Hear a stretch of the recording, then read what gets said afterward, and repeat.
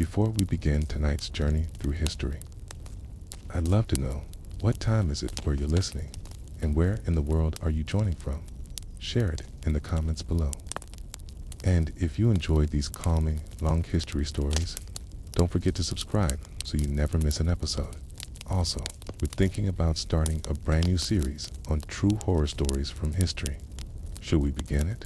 Let us know in the comments if you'd like to hear those darker tales alongside our regular sleep history. That asterisk, the vast Eurasian steppe stretches endlessly. It's a rolling sea of grass that changes little across the horizon. Here, the wind is relentless, shaping life into a battle of endurance rather than sudden drama. To live on the steppe was not to chase glory, but to understand the details of survival. The Mongols, long before they became conquerors of half the known world, were simply one among many steppe peoples. They lived with herds, depended on the moods of weather, and measured their wealth not in gold, but in animals. Horses, sheep, goats, camels, and cattle. These were the coins of survival. Genghis Khan, born as Temujin around 1162, did not come into a world of empire. He was born into uncertainty, into a time when tribes were locked in ceaseless struggle, raiding and being raided, forming alliances that could dissolve overnight. His early life was less about kings and battles and more about the quiet but brutal rhythms of survival. The cold could kill as surely as a sword, and hunger could betray a family more swiftly than enemies. The Mongols measured the days not by calendars, but by the movements of animals and the shifts of seasons. Children learned to ride almost before they could walk, their legs pressed against the sides of ponies that were small but unyielding. To be a Mongol was to be inseparable from one's horse, a companion, a source of milk, meat, and mobility. 4. Temujin's family. The collapse came early. His father, Hisuge, a minor tribal leader, was poisoned by rivals, leaving his family destitute. Temujin's mother, Holin, was forced to raise her children alone, scraping together food in the hostile openness of the steppe. They ate wild plants, small animals, and whatever scraps their meager herds could provide. It is said that in times of desperation, the family boiled the bones of animals again and again, drinking the broth long after the marrow had been consumed. This was the reality of early Mongol life. Survival hinged on small, repetitive acts. A rope braided tightly enough to withstand the strain of pulling tents across plains. Felt pressed from sheep's wool, layered to keep out the sharp winter winds. Saddles carved with care, because a weak saddle meant a fallen rider, and a fallen rider often meant death. Temujin's rise began not in victory, but in rejection. Other tribes saw his family as weak, and rivals enslaved him for a time. He wore a wooden collar, heavy and humiliating, designed to remind him that he was less than those who captured him. Yet, even in this, there were lessons. On the steppe, weakness could be temporary, and power was fluid. Escape was possible. Revenge could wait. The clans and tribes of Mongolia were fragmented, their loyalties more to kinship than to a sense of nation. Blood ties bound groups together, but betrayal was constant. Marriage was both alliance and risk. Temujin, when still young, was betrothed to Bert, a woman who would later play a critical role in his story. But even this marriage was marked by instability, for raids and abductions of brides were common tactics among rival tribes. What set Temujin apart, historians suggest, was not just his ferocity, but his attention to the dull, overlooked mechanics of leadership. He rewarded loyalty in ways others did not. He organized his followers not just by family, but by merit. A man who proved his worth in battle could rise, even if his lineage was obscure. This shift, subtle at first, became the cornerstone of Mongol unity. Yet in these early years, before he became Genghis Khan, Temujin's days were filled with tasks that were not legendary, but necessary. Herding animals, repairing tools, seeking water sources. and maintaining yurts. Even in later times, when he commanded vast armies, these humble details mattered. Without water, horses collapsed. Without horses, armies stopped. The empire began in these practical concerns. The steppe itself shaped him. In winter, temperatures plunged far below freezing, forcing entire groups to migrate in search of pasture. In summer, dust storms stripped the land bare, testing the endurance of animals and humans alike. Survival demanded movement, and movement created warriors skilled in speed and adaptation. The Mongol warrior was not the product of sudden inspiration, but of generations hardened by climate and necessity. Temujin's early followers were few, but they shared in these trials. Slowly, he began to draw others to his cause, not by promises of grandeur, but by offering stability in a world of betrayal. He enforced discipline, demanded loyalty, and punished treachery without hesitation. In time, he began to stitch together alliances that once seemed impossible. But for now, in these first years, he was still a boy of the steppe, surviving each day in the long rhythm of endurance. His family's struggles mirrored those of countless others who never rose to greatness. And it is here, in these unremarkable but essential struggles, that the roots of the Mongol Empire lay hidden.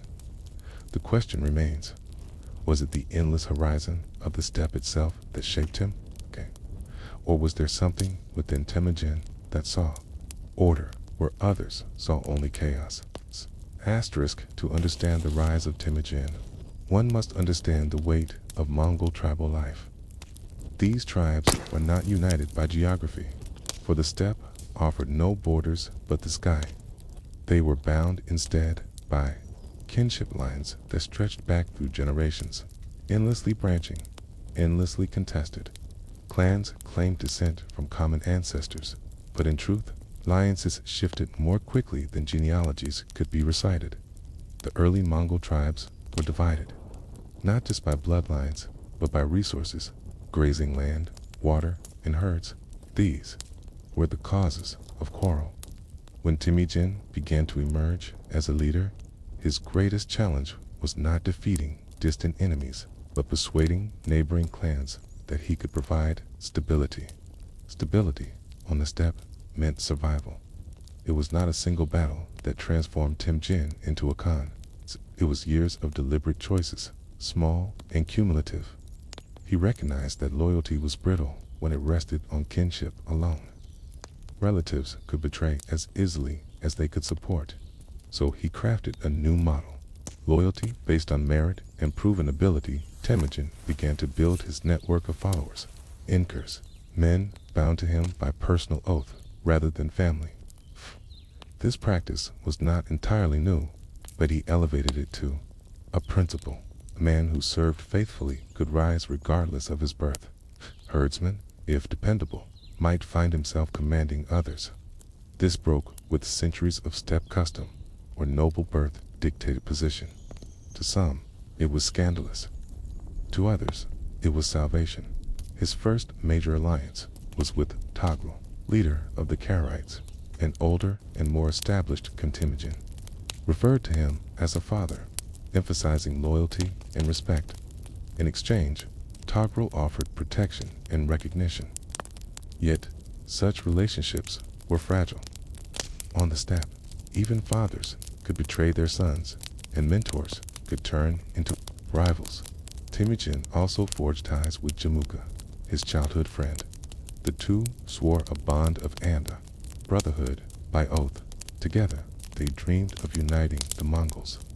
For a time, their partnership seemed destined to reshape the steppe, but ambition is a quiet, corrosive force, and soon their paths diverged. The break with Jamuka revealed the deep fractures of steppe politics. Jamuka favored the old ways, where aristocratic lineage decided authority. Temujin insisted on rewarding men for loyalty and skill. To Jamuka, this was a threat. To Temujin, it was a necessity. Their rivalry escalated into open conflict, drawing thousands of warriors into the fray. The battle between Temujin and Jamuka was brutal, though not for its tactics. It was brutal because it was fratricide. It's men who once herded together now cut each other down. Families divided along shifting lines of loyalty. When Jamuka triumphed in one of these encounters, he punished Temujin's followers with chilling severity, boiling 70 young men alive. It was a gesture not only of cruelty, but of deterrence, a message that loyalty to Temujin carried mortal risk. Yet such acts often backfired. Fear inspires obedience, but it rarely inspires enduring loyalty. Slowly, Jamuka's followers drifted away, while Temujin's insistence on fairness and reward kept his coalition growing beyond loyalty. Temujin understood the boring but essential logistics of steppe warfare. His forces were organized into units of tens, hundreds, and thousands, the decimal system of military structure that became a hallmark of Mongol armies. Each man knew his place, each unit its obligations. Its discipline mattered more than improvisation. A horse herd could be counted and divided with precision. So too could an army. Temujin also enforced laws among his followers. Known as the Yasa, though partly mythologized later, the Yasa established rules that governed everything from theft to military conduct. It was not just about punishment, but about predictability. On the chaotic steppe, predictability was rare, and Temujin offered it as a foundation of loyalty. Marriage alliances were another tool. When Bert was abducted by a rival tribe, the Merkount, Temujin's determination to retrieve her brought him closer to Togrul and Jamuka for a time. Together, they launched a raid, recovered Bert, and reasserted Temujin's status. Her return was not just personal, but political. It reaffirmed his ability to protect his household. It's the most basic expectation of a leader. The story of Bert herself is often understated in the chronicles, yet her presence shaped Temujin's future. As his first and principal wife, she became the mother of his heirs. Her kidnapping and recovery symbolized the fragility of tribal life, where even marriage could be undone by a raid. Her steady role beside him reinforced the legitimacy of his rule in a culture where lineage mattered deeply. The unification of tribes was not a sudden conquest, but a gradual layering of trust, fear, and necessity. Step by step, Temujin absorbed smaller groups. Some submitted willingly, tired of endless conflict. Others resisted and were destroyed. Always, he offered a stark choice: loyalty and protection, or annihilation. But unification carried risks. Every alliance risked betrayal. Every submission risked revolt. Temujin spent years, not in glorious battles, but in negotiations, redistributions, and enforcement of order. He had to ensure that his followers received spoils fairly, that no group felt cheated, that grievances were resolved before they festered. It is in these dull mechanics of leadership that his genius lay. Others might win battles, but few could sustain loyalty across years of hardship. Temujin's vision was broader, to bind the steppe into something greater than shifting alliances, to create, for the first time, a Mongol identity that transcended clan and tribe. By the end of these struggles, Temujin had gained recognition as Genghis Khan, universal ruler. It was not merely a title, but an acknowledgement that he had done what none before him had managed. He had taken the fractured, quarrelsome tribes of Mongolia and woven them into a force that could look outward, beyond the steppe. Yet, one question lingered. Could this fragile unity endure when tested, not just against fellow nomads, but against empires with cities, walls, and armies that numbered in the tens of thousands? Asterisk the year was 1206. On the banks of the Anin River, the tribes of Mongolia gathered for a Kurultai, a great assembly. For decades, these tribes had fought one another, their loyalties scattered across shifting alliances. Their survival depended on the fragile balance of grazing land and herds. But now, for the first time, a single figure stood at the center of their unity. Temujin, son of Yasuge, once a boy left to starvation with his widowed mother, was chosen by consensus of the tribes as Chinggis Khan, the universal ruler. This was not a sudden coronation, but the culmination of years of patient maneuvering, endless hardship, and quiet but relentless enforcement of order. The unification of the tribes was perhaps his greatest victory, not because it came through one dramatic battle, but because it resolved generations of ceaseless steppe conflict. At the Kurultai, symbolic acts mattered as much as words. The tribes pledged their loyalty, not just to Temujin personally, but to the new order he represented. Oaths were taken, banners raised, and gifts exchanged. In a world where promises were often broken, such rituals carried weight. Each chieftain's presence at the assembly was a sign that the balance of power had shifted. Temujin was no longer merely a strong leader. He was the embodiment of a new political identity. But what did this new identity mean in practice? For the Mongols, it meant a structured society, the decimal organization that Temujin had begun to impose now became universal. Every man belonged to a unit, 10, 100, 1,000, 10,000. This organization blurred old tribal divisions. No longer could loyalty to a bloodline outweigh loyalty to the Khan. Families might still matter, but within the army, merit and discipline were paramount. The Yasa, the code of laws attributed to Genghis Khan, was also strengthened, though its exact contents remained uncertain. It served as a framework of order. Theft was punished harshly. Desertion was unforgivable. Disobedience in battle was unthinkable. Even religious tolerance, remarkable for its time, was embedded within this system. Shamans, Buddhists, Christians, and Muslims alike found space under Mongol rule, provided they obeyed the Khan. In this, Temujin avoided the fractures that religious favoritism might have caused. Yet life for the ordinary Mongol did not suddenly transform. Herding remained the backbone of survival. Horses were still the currency of power. Winters still brought hunger. Summers still carried drought. But now there was something larger than tribe or family. There was the notion of belonging to a united Mongol nation, led by a Khan whose authority stretched beyond the horizon. This unity had immediate military consequences. The Mongol cavalry, already skilled from generations of nomadic life, now operated with unmatched coordination. Each rider carried multiple horses, allowing for swift travel across vast distances. Composite bows, small but powerful, gave them range and lethality.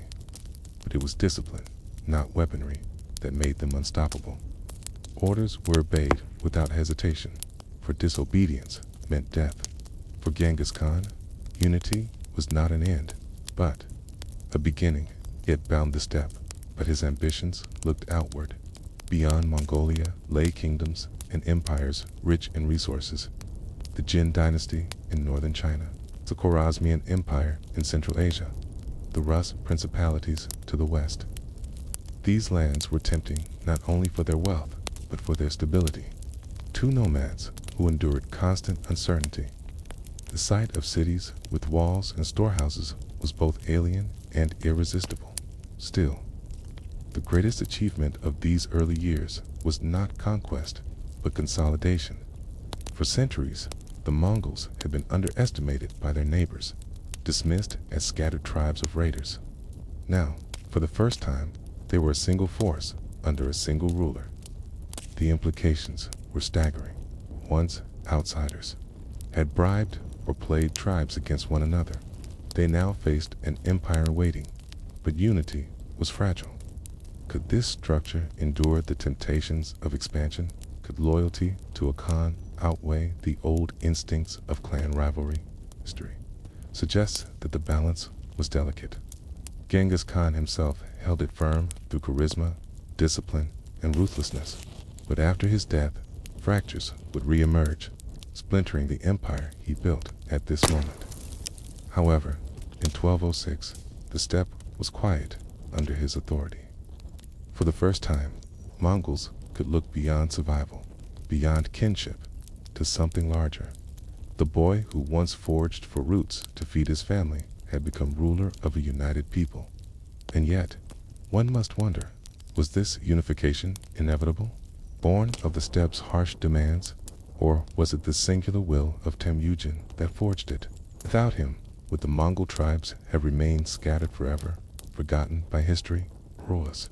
The rise of Genghis Khan, the expression of forces larger than any one man, the winds of climate, survival, and necessity shaping destiny. Asterisk, when one imagines the Mongols of the 12th century, it's tempting to see them as a singular people moving in harmony across the vast steppe. In reality, they were anything but unified. The steppe was a patchwork of tribes, each with its own leaders, customs, and grievances. The Tatars, the Merkits, the Karaites, the Naimans, the Injurat, countless smaller clans, all competed for survival and dominance. Unity was elusive, for the resources of the steppe were scarce. Grazing land was contested constantly. Herds wandered into rival pastures, sparking blood feuds. Horses stolen in a night raid could determine the survival of a family in winter. And with no permanent borders, disputes never ended. Each tribe shifted with the seasons, overlapping with neighbors, crossing rivers, and pressing into valleys. Conflict was not the exception, but the rule. Into this fragmented landscape, Genghis Khan, then still Temujin, sought to build something new. He envisioned not just temporary alliances, but a lasting order. Yet achieving such a vision required him to confront the dull but immovable realities of tribal politics. At the heart of tribal life was kinship. Every leader claimed descent from an ancestor whose name carried authority. These genealogies were recited and remembered, tying clans together into networks of obligation. But kinship was as much a weapon as a bond. A cousin might betray another cousin for the promise of spoils. A marriage might seal an alliance, only for the bride's family to switch sides when fortunes shifted. Nothing was fixed. Temujin knew this instability well. His own early alliances had taught him that loyalty based only on blood was fragile. Jamuka, once his sworn brother, had turned into his greatest rival. The Karaites under Togrul, once his allies, would betray him in pursuit of their own interests. Betrayal was not seen as shocking. It was part of the fabric of survival. The process of unification began with necessity. For small clans, survival was nearly impossible without attaching themselves to a stronger leader. Raids could strip them of animals overnight. Winters could starve them. Such times, joining a coalition, even under a demanding Khan, was preferable to extinction. Temujin offered precisely this protection in exchange for obedience. But obedience required structure. Temujin's innovation was to reorganize his followers into military units that cut across kinship lines. Families were split deliberately so that loyalty was redirected away from clans and toward the Khan. A man from one tribe might find himself in a unit alongside men from 3 or 4 others. Success depended on cooperation, and cooperation bred loyalty. This reorganization was not glamorous. It required census-like counting of households, redistribution of families, and detailed record-keeping. Every 10 households provided men for service, supplies for the army, and horses for mobility. Commanders were appointed by merit rather than ancestry, which often caused friction with aristocratic families. Yet the system endured because it worked. The economic base of unification was equally important. Herds needed to be managed, pastures rotated, and trade maintained. Temujin understood that plunder alone could not sustain an expanding power. He promoted trade with neighboring peoples, the Tankats, the Jin, Chinese, and Muslim merchants along the Silk Road. Steppe wealth was fragile. Trade provided resilience. But perhaps the most important element was law. The Yasa, though later shrouded in legend, gave a sense of common rules. Theft of livestock, betrayal of an oath, and disobedience in war were punished severely. For nomads accustomed to endless cycles of revenge, the Yasa promised predictability. It replaced vengeance with authority, giving the Mongols a shared standard beyond kinship. The process of unification was not peaceful. Temujin fought rival tribes repeatedly. The Merkits, who had once kidnapped Bert, were crushed. The Tatars, ancient enemies of his family, were exterminated almost entirely. Against the Naimans and Karaites, wars dragged on, alliances formed, and collapsed, and loyalties shifted back and forth. Each victory was followed by the careful distribution of spoils. Each defeat by renewed determination. For ordinary Mongols, this unification meant both burden and protection. Herds were taxed, sons conscripted, daughters married off strategically, but in return, they gained security. Raids became less frequent within the growing confederation. Justice was enforced, however harshly. A herdsman who once lived in fear of his neighbor might now look to the Khan for protection. By the early 13th century, Temujin's authority extended over much of the steppe. His methods were often ruthless, but effective. Where others relied on charisma or lineage, he relied on structure. Where others sought temporary advantage, he sought permanence. Yet, even with the tribes nominally united, one question remained. Could this fragile unity survive the pressure of conquest? Could the Mongols, bound together for the first time, maintain cohesion when faced with the temptations and challenges of war beyond the steppe?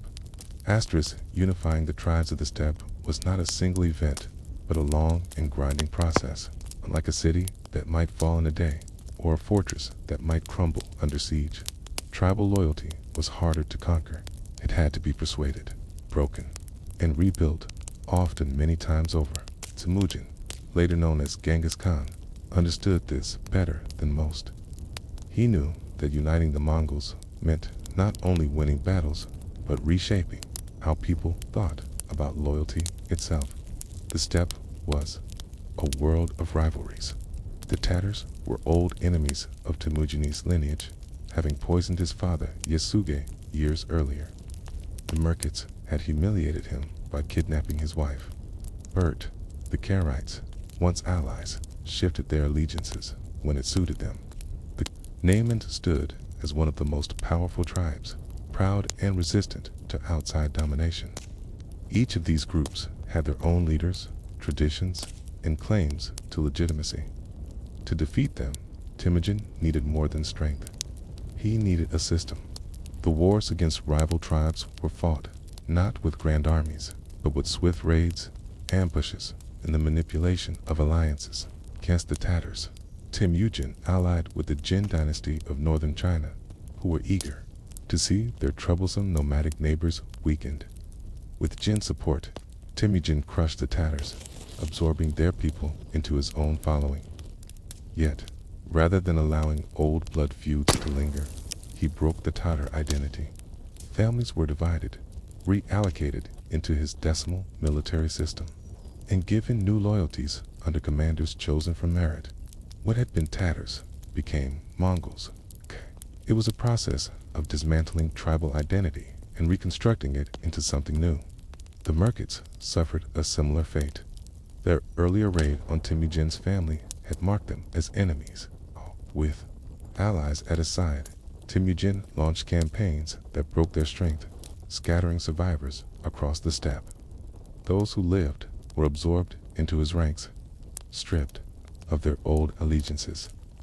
What might have become endless cycles of revenge instead became consolidation. By eliminating rival identities, Temujin reduced the risk of rebellion. The Karaites offered a more complicated challenge. Their leader, Togro, sometimes called Ong Khan, had once been Temujin's ally and mentor. Temujin had called him father. But alliances on the steppe were fragile. When Temujin's power grew too great, Togrul turned against him, fearing domination. The resulting conflict tested not only Temujin's military skill, but his ability to maintain loyalty among his own followers when facing betrayal by a former ally. Ultimately, the Karaites were defeated. Togrul himself was killed while fleeing, his corpse left unrecognized on the battlefield. With other tribes, survivors were absorbed into Temujin's growing confederation. The Naimans, proud and powerful, resisted the longest. Their defeat was not quick but gradual, the result of steady pressure, shifting alliances, and eventual collapse. Once again, Temujin reorganized the conquered into his decimal system. What mattered was not their former identity, but their place in this new order. This process of absorption was slow, repetitive, and administrative.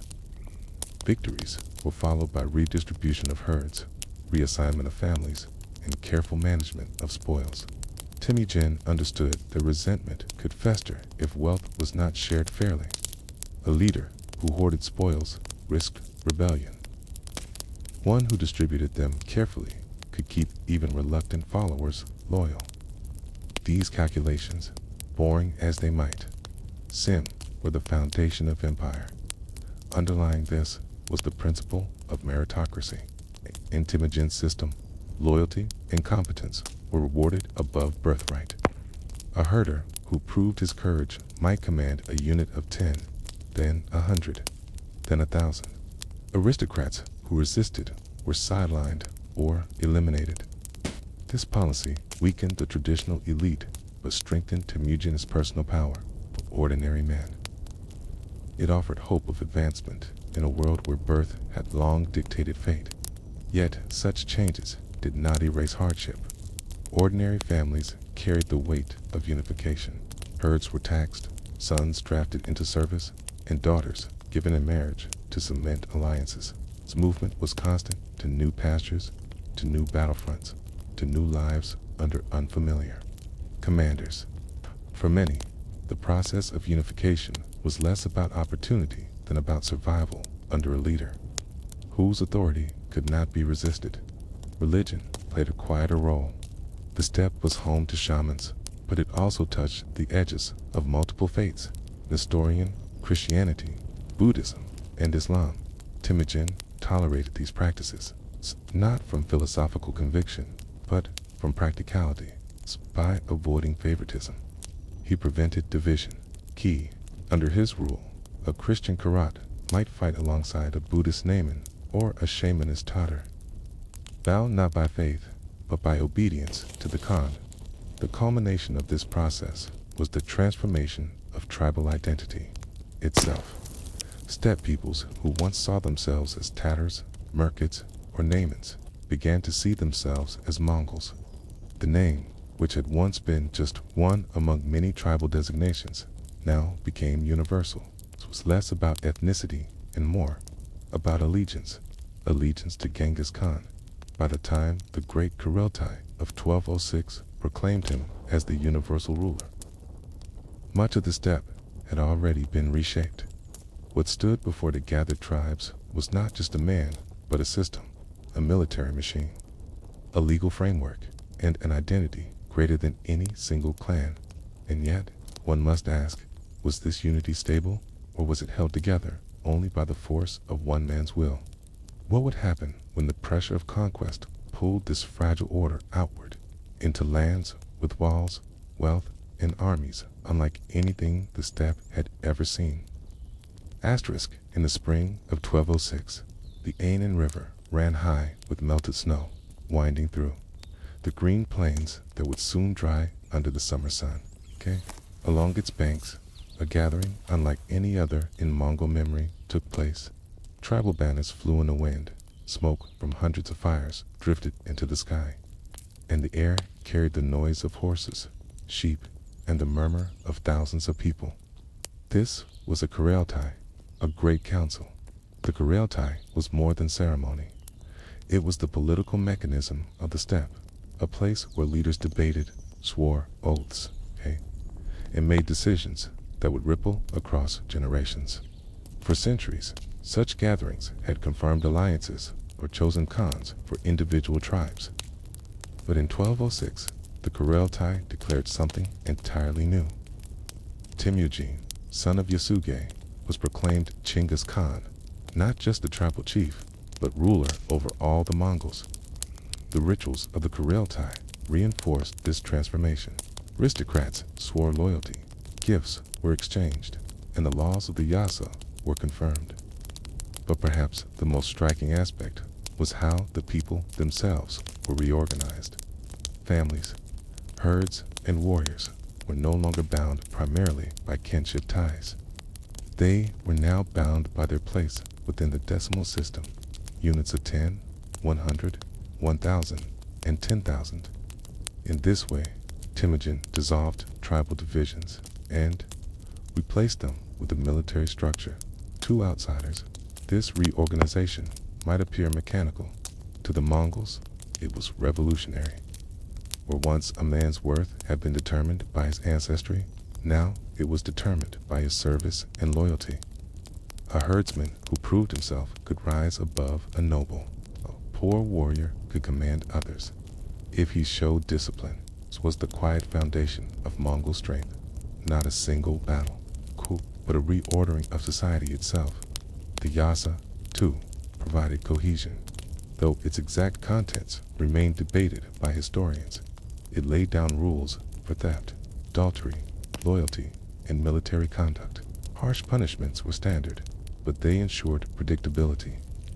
Man knew the consequences of his actions, whether he stole a horse or disobeyed a commander. In a land where betrayal had once been constant, predictability was a rare gift. This new order was not without cost. The unification of the tribes had been achieved through blood. Rivals had been slaughtered, clans absorbed, identities erased. Survivors carried the memory of loss, even as they adapted to their new place in the system. For some, obedience was born of loyalty. For others, it was born of fear. But for most, it was born of necessity. Life for ordinary families continued, much as before. Cade, sheep, milked mares, patched yurts, and migrated with the seasons. Cade, but now their sons might be called into service beyond the horizon. Cade, their herds might be requisitioned for campaigns. Their lives were tied to the ambitions of a Khan who envisioned more than mere survival. The impact of this unification was not immediately felt outside the steppe.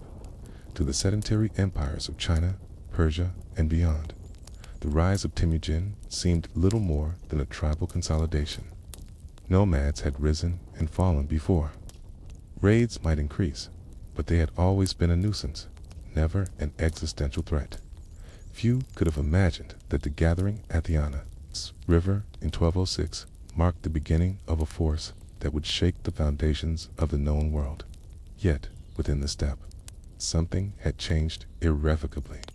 The Mongols now thought of themselves not just as members of clans, but as part of a nation.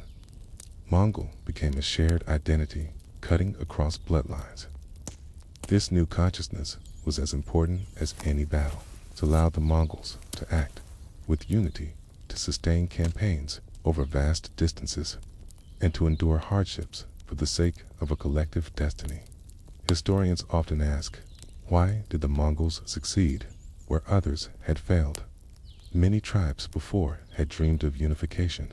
The Huns, centuries earlier, had swept westward under Attila, only to fragment after his death. The Turks had forged powerful confederations, but they, too, fractured over time. What made the Mongols different? Perhaps it was the ruthlessness of Temujin's methods, the way he eliminated rivals, dismantled tribal identities, and restructured society. Perhaps it was his meritocratic approach, rewarding loyalty over lineage. Or perhaps it was simply timing. A period of climate fluctuation made resources scarce, pushing tribes toward unity under a leader who offered stability. Whatever the reasons, the results were undeniable. By 1206, the Mongol tribes, once fragmented and weak, were now a single war machine. Genghis Khan stood at their head, his authority unquestioned. The unification of the steppe was complete, and the horizon stretched outward. But this raises a deeper, unsettling question. Was the unification of the Mongols a triumph for the people, or the beginning of endless wars that would consume millions beyond the steppe? Did the gathering at the Anan River bring peace, or did it unleash a storm that would reshape the world in blood and fire? Asterisk, by the early 13th century, the Mongols had consolidated their power across the steppe. Under Genghis Khan, they were no longer just raiders, but a nation, disciplined and organized, with armies that could stretch across horizons. Yet even for a people so hardened by hardship, the steppe itself had limits, as horses could graze only. So far, herds required endless pastures. Core a growing empire, survival meant looking outward. To the west lay the Khwarezmian Empire, a realm that, on the surface, seemed far stronger than the Mongols. Its lands stretched from Persia to Central Asia, encompassing fertile river valleys, caravan routes, and prosperous cities like Bukhara and Samarkand. The empire stood astride the Silk Road, that artery of commerce linking China to the Middle East. Caravans laden with silk, spices, and precious metals passed through its territory, enriching its rulers. Genghis Khan did not initially intend conquest. His first approach was through trade. In 1218, he sent a caravan of merchants to the Khwarezmian city of Otrar. These merchants carried goods for exchange furs, camels, and Mongol products in return for the luxuries of the Islamic world. For Genghis, trade was practical. Conquest required armies and blood, required agreements and trust. But trust was fragile. The governor of Otrar, suspicious of the Mongols or eager to enrich himself, accused the merchants of being spies. He seized their goods, executed them, and sent word to his sovereign, Shah Ela ad-Din Muhammad II. The Shah, ruling from the Khwarezmian capital of Kurganj, approved the act. It was, on the surface, a minor incident, the killing of a few dozen merchants. But in Mongol eyes, it was an insult that could not be ignored. Trade caravans were sacred, their safety essential to diplomacy. To kill them was to declare hostility. Genghis Khan responded cautiously at first. He sent 3 envoys to the Shah, demanding redress.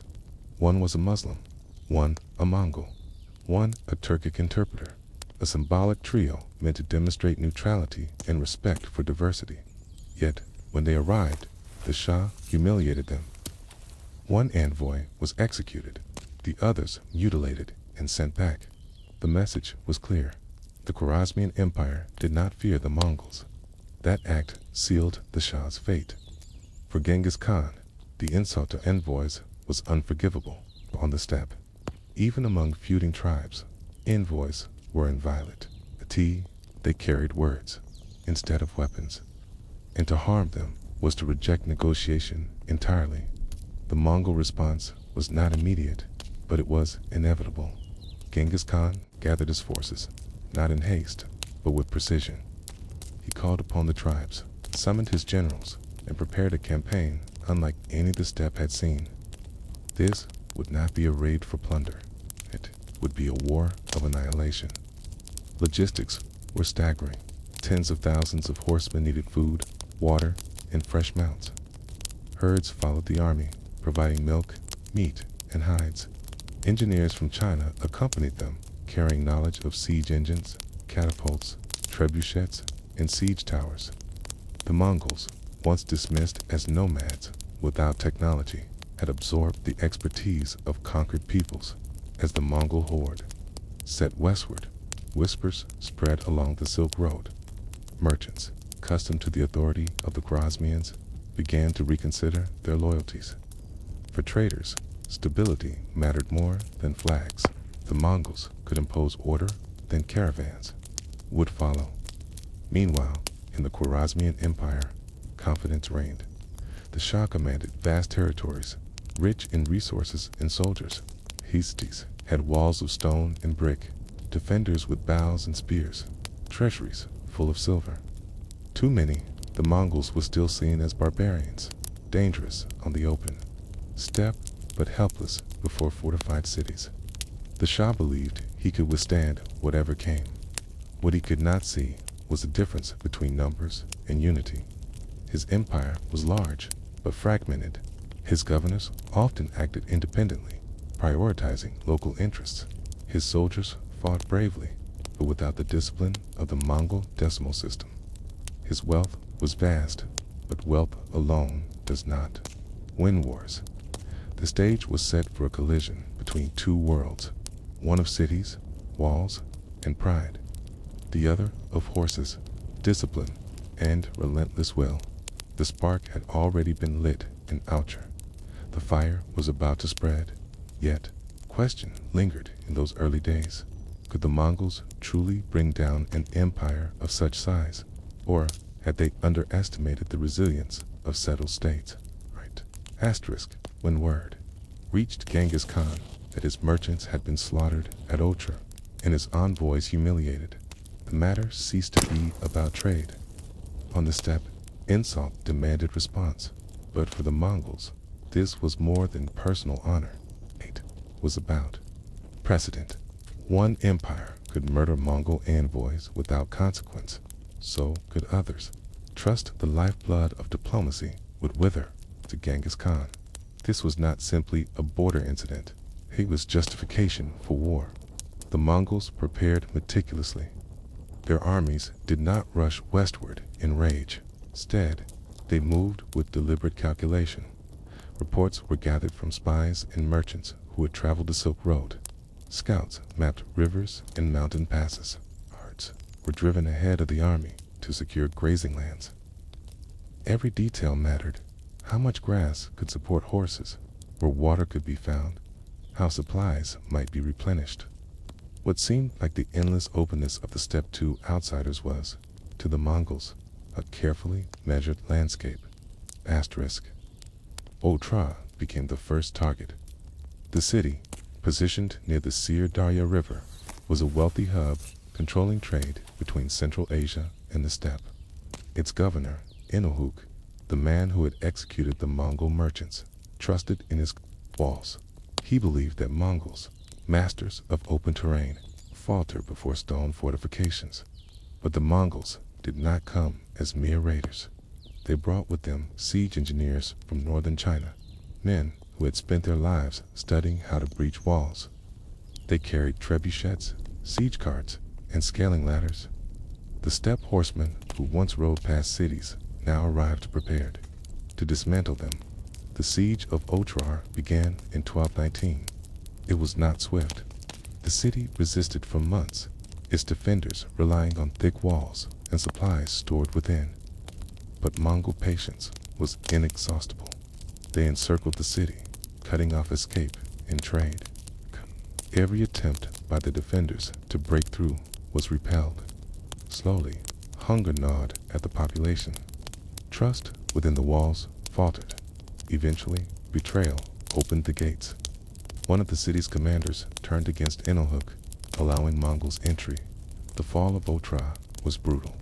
The governor who had begun the conflict was captured, executed, and, according to chroniclers, ordered with molten silver as punishment for his arrogance. Though whether this was literal or symbolic remains debated. The city's population was massacred or enslaved, its wealth divided among Mongol commanders. For the Mongols, Otrar was not merely a victory, it was a message. No city that betrayed them would be spared. The lesson was carried by survivors who fled, spreading fear along the caravan routes. The Mongols had come, and they would not leave. From Otrar, the Mongols advanced deeper into Khwarezmian territory. K did not march as one vast horde, but divided their forces into multiple armies. Each moved along a different route, converging on key targets. This strategy sowed confusion. Cities never knew which force would arrive or when. The Shah could not concentrate his troops, for the threat came from many directions at once. Bukhara was the next major prize. Unlike Otrar, it was not simply a trading town, but a great city of Islam, renowned for its mosques, libraries, and scholars. In 1220, Genghis Khan himself led the siege. When the Mongols arrived, the defenders attempted resistance, but morale crumbled quickly. Betrayal from within again opened the gates. What followed was characteristic of Mongol warfare, ruthlessness combined with symbolism. Genghis Khan is said to have entered Bukhara's great mosque, not to pray, but to address the townspeople, declaring that he was the scourge of God, sent to punish them for their sins. Whether he spoke those words or not, the act resonated across the region. Bukhara's treasures were seized, its people enslaved, and its defenders executed. Samarkand followed soon after. Larger and more heavily fortified, it was considered impregnable. Its walls stretched high, its garrison numbered tens of thousands, and it was supplied with elephants for war. Yet, elephants and walls could not compensate for fractured leadership. When Mongol armies encircled the city, discipline broke down. Some factions surrendered, others resisted, but without unity, the defense collapsed. Within weeks, Samarkand fell. Its defenders were slaughtered or forced into Mongol service at each step. The Mongols repeated the same pattern: surround, isolate, exploit weakness, punish betrayal, and reorganize survivors. Cities that resisted were destroyed. Cities that surrendered often fared better, but were stripped of autonomy. Everywhere, fear spread faster than horses could gallop. Meanwhile, Saila ad-Din Muhammad II revealed the weakness at the heart of his empire. Instead of rallying his armies into a decisive defense, he fled from city to city, unable to coordinate a response. His governors acted independently, some resisting, others surrendering, many betraying him outright. The Shah, once ruler of a vast empire, became a fugitive. For the Mongols, the invasion was not simply about conquest, it's about demonstrating inevitability. Each fallen city was a warning to the next. Each massacre was a tool of psychology.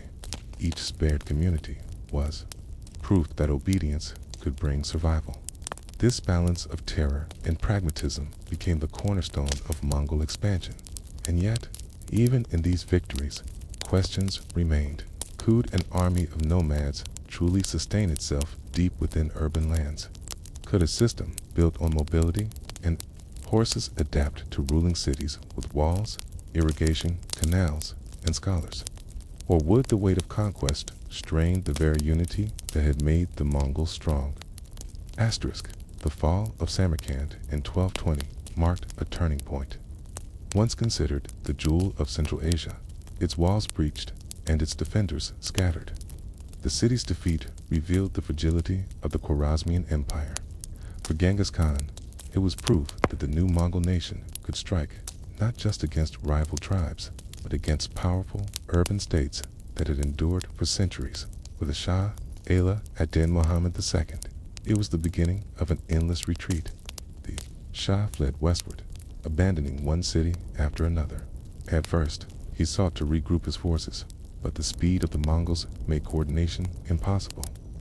Their armies did not march as one mass, but spread across the land in separate columns. Each detachment was self-sufficient, carrying its own herds, supplies, and siege engineers. They converged when necessary, but otherwise moved independently, sowing chaos.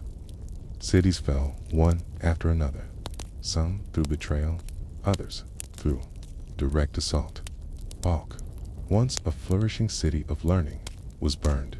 Nishapur, a center of Persian culture, resisted briefly before being annihilated.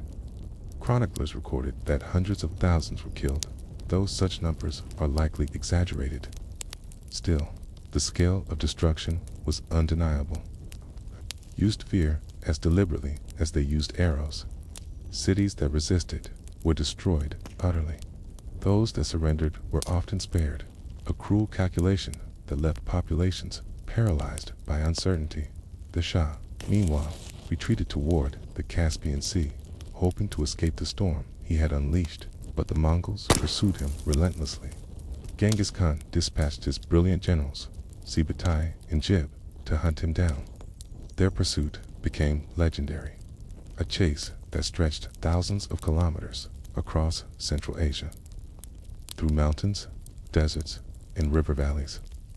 The Shah, once ruler of a mighty empire, found himself reduced to a fugitive, moving from fortress to fortress, each more precarious than the last. In 1220, Ala ad-Din Muhammad II crossed to an island in the Caspian Sea. There, isolated, sick, and abandoned, he died. His empire, once stretching from Persia to the Sir Darya, had collapsed within 2 years. It was not only a political disaster, but a psychological one. The Khwarezmian state, which had seemed so powerful, crumbled against an enemy dismissed as barbarians. The Mongols did not stop with the Shah's death. They continued to scour his former territories. Genghis Khan's armies pressed into Persia, raiding as far as the Caucasus. Cities like Urgench, stubborn in resistance, were subjected to near total destruction. Chroniclers describe rivers clogged with corpses, irrigation canals filled with rubble, and once thriving fields left barren. The violence was not random, it was systematic. Each massacre served a purpose: to ensure that no city, no governor, no prince would ever doubt Mongol resolve again. Yet, alongside devastation, the Mongols also laid the groundwork for a new order. They reopened the Silk Road under their control, restoring safety to trade routes that had long been plagued by instability. Merchants who once feared Khwarezmian officials now found protection under Mongol patrols. To the Mongols, commerce was as important as conquest. Wealth flowed not just from plunder, but from the steady exchange of goods. The Khwarezmian campaign revealed both the strength and the paradox of the Mongol system. Their armies were unmatched in speed, coordination, and discipline. Darius of Terra was deliberate, calculated to weaken resistance before it even formed, yet ruling the cities they conquered posed challenges.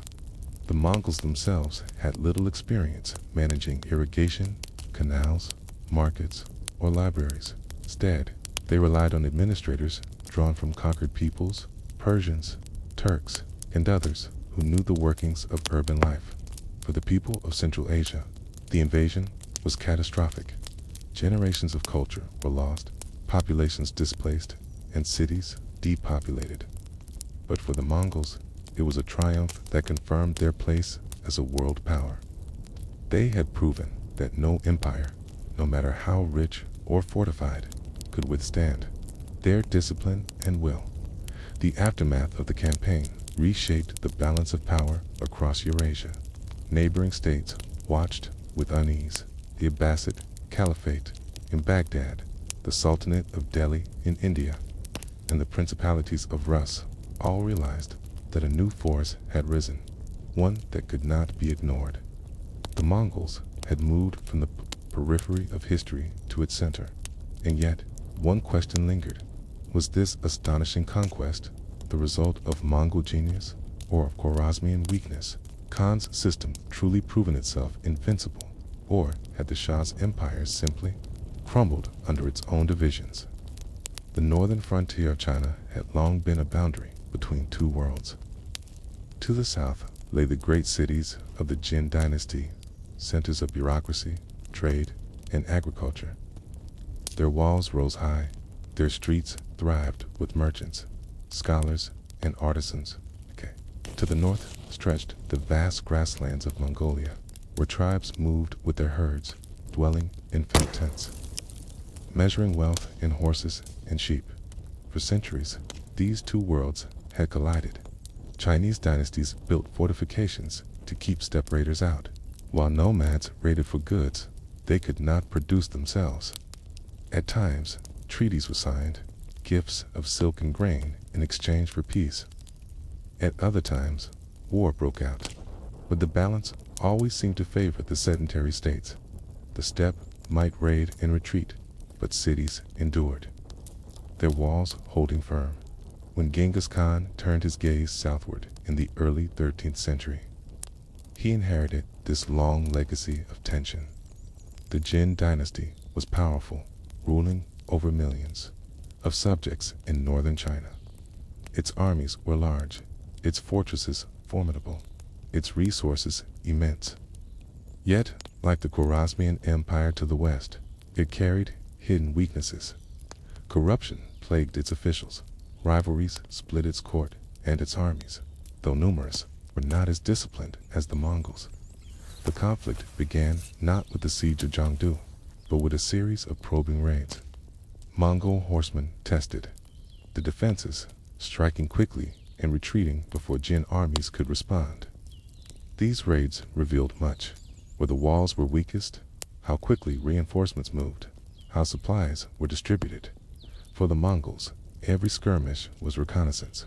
But to challenge the Jin fully, Genghis Khan needed more than speed. He needed to master siege warfare. The Mongols had already begun to acquire such skills during their campaigns against the Tanguts and later in Central Asia. Chinese engineers captured in earlier battles were pressed into service. Siege towers, catapults, and fire weapons became part of the Mongol arsenal. Where once they rode past stone walls, now they prepared to bring them down. The steppe warrior was still at the heart of the army.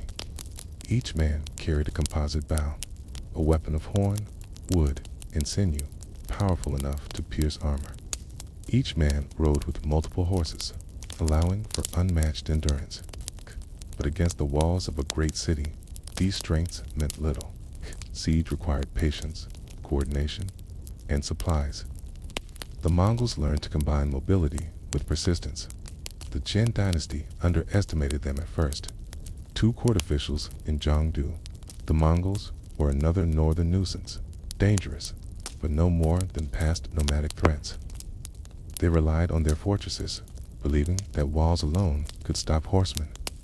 What they did not see was that the Mongols were no longer merely raiders. They were becoming an empire with the tools and knowledge of their enemies added to their own. Ordinary people along the frontier felt the change first. Villages caught between Jin defenses and Mongol raids were emptied. Some fled southward into the safety of walled towns. Others surrendered to the Mongols, hoping for mercy. Farmers abandoned fields, merchants abandoned caravans. The frontier, once a borderland of exchange, became a wasteland of fear. By 1211, the Mongols launched a full-scale invasion of Jin territory. Their armies swept past fortresses, isolating them rather than wasting time on every garrison. Supply lines were cut, towns starved, communication disrupted. The Jin armies, though large, struggled to respond effectively. Commanders often acted cautiously, fearing punishment for failure. And coordination between different units was weak. In the open field, Mongol tactics proved devastating. Feigned retreats lured Jin cavalry into ambushes. Swift maneuvers encircled slower infantry. Discipline of the decimal system ensured that orders were obeyed instantly. Against this, Jin armies, though numerous, faltered. Victory in battle gave the Mongols confidence to attempt what had once seemed impossible. The siege of Jiangdu itself. Jiangdu, the Jin capital, was no ordinary city. Its walls were immense, reinforced with stone and earth, encircling palaces, temples, and markets. Within lived hundreds of thousands of people, courtiers, soldiers, merchants, and ordinary families. The city represented not only political power, but cultural prestige. To capture Jiangdu would be to shatter the Jin dynasty's authority and to announce Mongol supremacy in northern China. As the Mongols advanced, questions spread among their ranks and their enemies alike. Could a people of the steppe truly bring down one of the world's greatest cities? Or would Jiangdu's walls stand as proof that nomadic strength ended at the gates of civilization? Asterisk. When the Mongol armies encircled Jiangdu in 1215, They faced a challenge unlike any they had met before. Unlike step battles, where mobility and speed decided outcomes in hours, the siege of a great city unfolded in months. The Mongols, accustomed to the open sky and endless grasslands, now confronted stone walls that loomed high and unyielding. Zhongdu's defenders were numerous. The Jin dynasty had concentrated soldiers, supplies, and citizens within its walls. Archers manned the battlements. Ballistae were prepared to hurl bolts and stones, and boiling oil was ready to pour down on attackers. For the city's residents, the walls were their shield. For centuries, Chinese cities had relied on them to withstand nomadic threats. Too many, the Mongols would break like waves against the cliff. But the Mongols had come prepared. They did not rush blindly into the assault. They surrounded the city, cutting off trade and supplies, starving defenders into desperation. Engineers, drawn from captured Chinese and Muslim specialists, built siege machines. Trebuchets hurled stones that smashed against the walls. Siege carts, shielded with rawhide, crept forward to allow sappers to dig beneath the fortifications. Ladders were raised, towers pushed forward. The most terrifying weapon was fire. The Mongols learned to use incendiary projectiles, mixtures of oil, resin, and other combustibles launched over the walls. Flames spread across rooftops, creating panic. For defenders, fighting the fire became as urgent as fighting the enemy. Inside the city, conditions worsened quickly.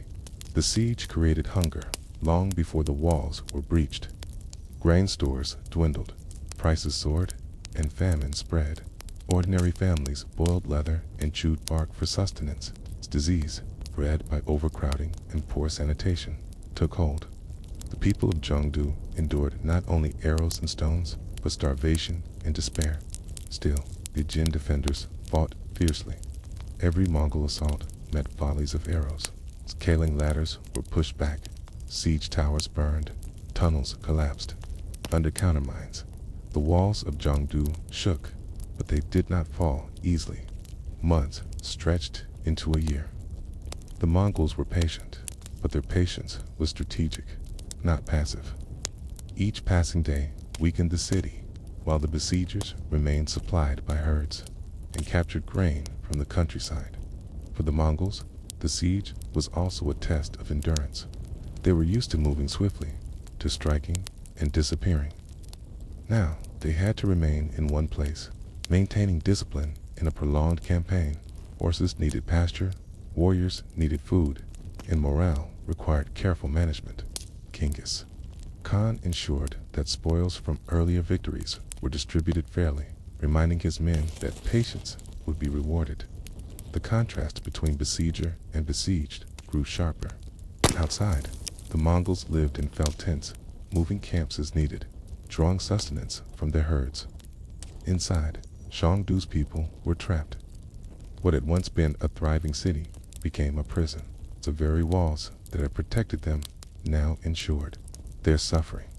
Chroniclers describe scenes of horror within the city. Families torn between feeding children or elders, corpses left unburied, spreading pestilence.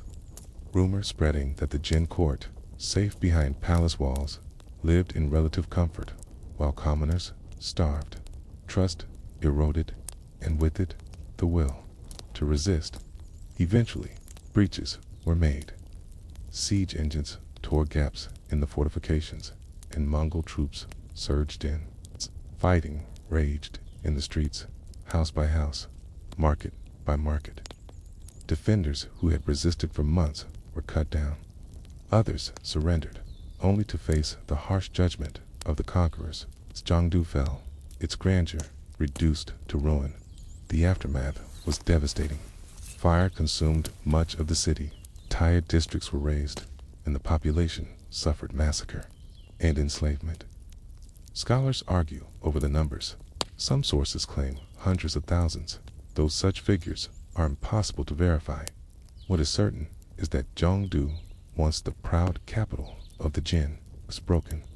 For Genghis Khan, the fall of Zhongdu was more than conquest.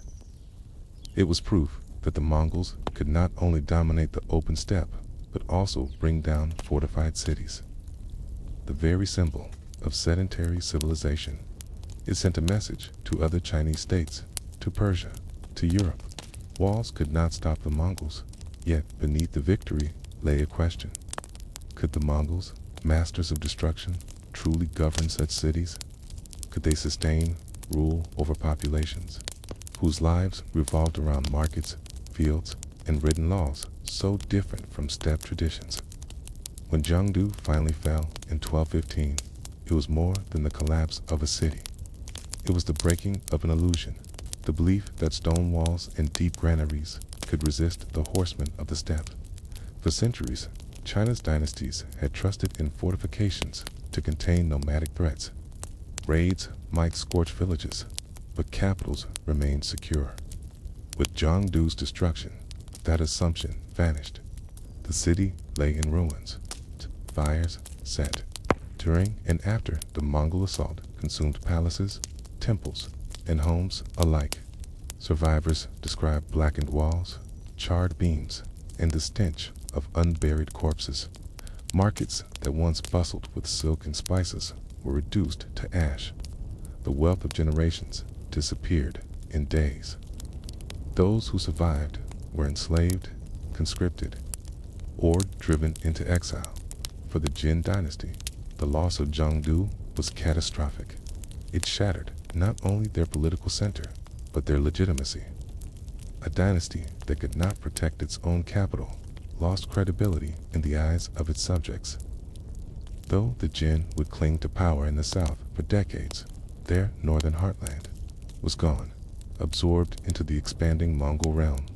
The Mongols themselves did not immediately settle into the ruins. Unlike the sedentary states they conquered, they were not yet builders of cities. Their victory at Zhengdu was symbolic and strategic, not cultural. They looted what they could, destroyed what resisted, and moved on. For the Mongol warrior, the open steppe remained home. The city was an obstacle, not a dwelling place. Yet the siege of Zhengdu marked a turning point in Mongol warfare. It proved that they could combine the mobility of the steppe with the methods of siege. The engineers they had absorbed from China and the Islamic world gave them tools to dismantle fortresses across Eurasia. From this point forward, no city could assume safety behind walls. The Mongols had mastered both speed and patience. Both the bow and the trebuchet, the psychological impact was just as significant. News of Zhengdu's fall spread far beyond China. Merchants along the Silk Road carried stories of its destruction, embellishing them with every retelling. To some, the Mongols became a force of divine punishment, scourges sent to humble, arrogant rulers. To others, they were a warning of what awaited those who resisted. Fear itself became a weapon, traveling faster than horses, and yet, behind the devastation lay practical consequences. The Mongols reopened trade routes under their control. Caravans, once threatened by the instability of war, found new protection under Mongol patrols. For merchants, the collapse of the Jin's defenses meant a new order, one that, paradoxically, brought both terror and opportunity. For ordinary people, however, the reality was suffering. Farmers displaced from their fields, craftsmen stripped of their workshops, families torn apart. The human cost of conquest was immense. Their lives became numbers in chronicles, their voices lost in the shadow of empire. Yet it was their endurance, silent and unseen, that allowed the world to continue after the fires cooled. Historians often ask, was Zhengdu's fall inevitable? Was it the strength of the Mongols or the weakness of the Jin that determined its instant fate? Perhaps it was both. The Mongols' discipline and innovation met a dynasty already weakened by corruption and division. Together, these forces converged to erase a city that at once seemed unassailable. As the Mongols rolled away from the smoldering ruins, they carried with them more than spoils. They carried knowledge of siegecraft, of administration, of the possibilities that came with ruling not just steppe tribes, but entire civilizations. Zhengdu had taught them that the world of cities was not beyond their grasp. But this left a lingering question. If the Mongols could destroy a capital as great as Zhengdu, could anything from Persia to Europe truly stand against them? Samarkand was no ordinary city. By the early 13th century, it had stood for centuries as one of the great jewels of Central Asia, a hub where merchants, scholars, and pilgrims from across the Islamic world and beyond converged. Its bazaars overflowed with silk from China, spices from India, glassware from Persia, and furs from the steppe. Its libraries held works of philosophy, science, and poetry. Its mosques rose high above crowded streets, echoing with the call to prayer. To its inhabitants, Samarkand was more than a place to live. It was a symbol of stability in a world of shifting empires. Kings rose and fell, tribes raided and retreated, but Samarkand endured, its walls strong, its markets vibrant. When travelers spoke of Central Asia, Samarkand's name was always among the first to be mentioned when Genghis Khan's armies turned toward the Khwarezmian Empire in 1219. Samarkand stood at its heart. Shah ad-Din Muhammad II relied on it not only as a fortress, but as a symbol of legitimacy. If Samarkand held, his empire might endure. If it fell, the illusion of strength would shatter. The Mongols approached not as raiders, but as conquerors. Their invasion had already reduced cities like Atra and Bukhara to ruins. Tales of massacres traveled faster than their horses, reaching Samarkand before the army itself. Refugees poured into the city, swelling its population and straining its supplies. Within the walls, tension grew. Soldiers prepared defenses, while ordinary citizens whispered of the horrors that might come. The city was well defended, at least on paper.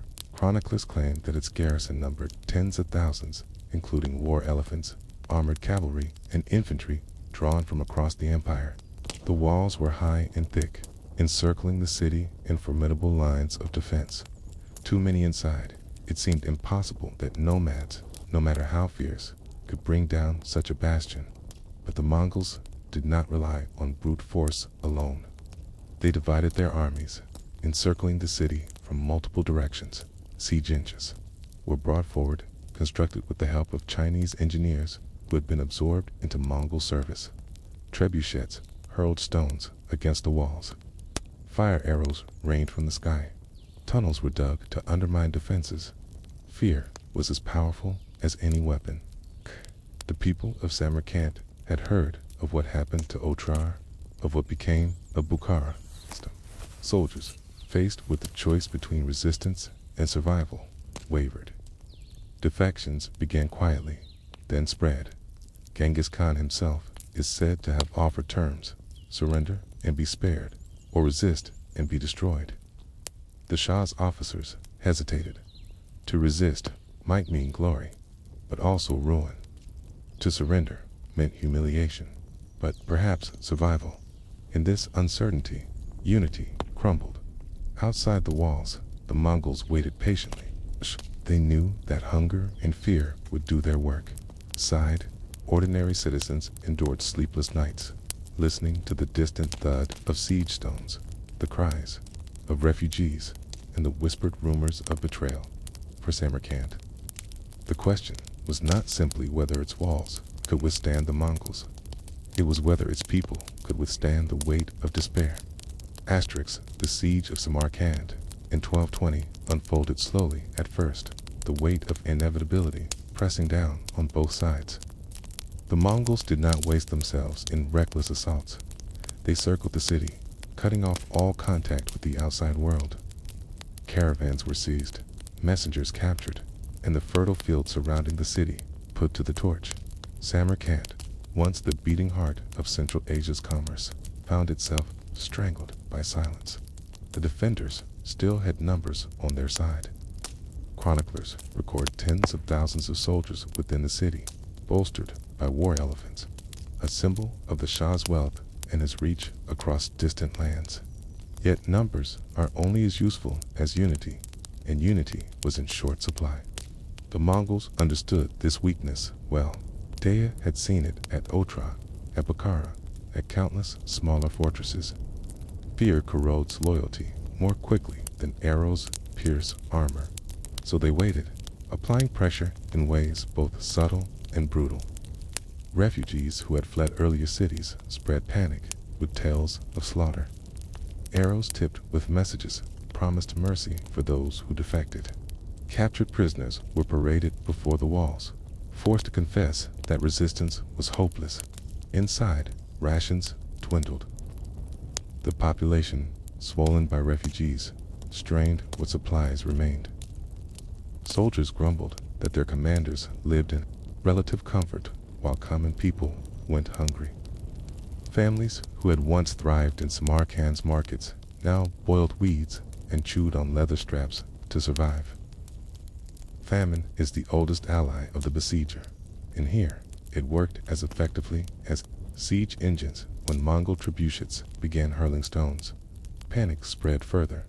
Walls shook, towers cracked, and fire arrows set buildings aflame. The defenders countered as best they could, pouring oil, launching bolts, even using elephants to repel assaults. Yet elephants, magnificent as they were in open battle, proved clumsy on the narrow walls. They panicked under fire, trampling soldiers instead of protecting them. What had seemed a display of power became another cause for despair. Then came betrayal. A faction within the city, weary of hunger and terrified of annihilation, opened a gate. Chroniclers disagree whether they were soldiers or ordinary citizens, but the effect was the same. Mongol troops surged through the breach, and resistance collapsed. The fighting that followed was brutal. Streets became rivers of chaos as soldiers and civilians alike scrambled for safety. Some surrendered immediately, throwing down weapons. Others fought house to house, determined to resist to the last. But the Mongols had mastered the art of urban combat. Units moved with discipline, clearing streets systematically. They cut down defenders, captured fleeing families, and secured key points one by one. Asterisk. By nightfall, Samarkand was broken. The city that had stood for centuries, a beacon of learning and trade, lay in the hands of the steppe warriors. The great mosques and palaces were looted. Treasure was carted away, artisans and scholars taken into captivity. Skilled craftsmen were often spared, resettled deep within Mongol lands where their talents could serve the empire. But for the rest, there was no mercy. Many were slaughtered, others enslaved, their fates scattered across the endless horizon. The Shah was nowhere to be found. Ala ad-Din Muhammad II had already abandoned his jewel, fleeing westward in panic. His soldiers, left leaderless, could not summon the will to resist. In Samarkand, his authority dissolved into Ashdod for the Mongols. The fall of Samarkand was not just another victory. It was a declaration, however great, however wealthy, however fortified, was beyond their reach. The Silk Road itself now lay open before them. Trade would no longer pass through Samarkand under the Shah's protection, but under Mongol authority. Yet one question lingered, whispered by those who survived.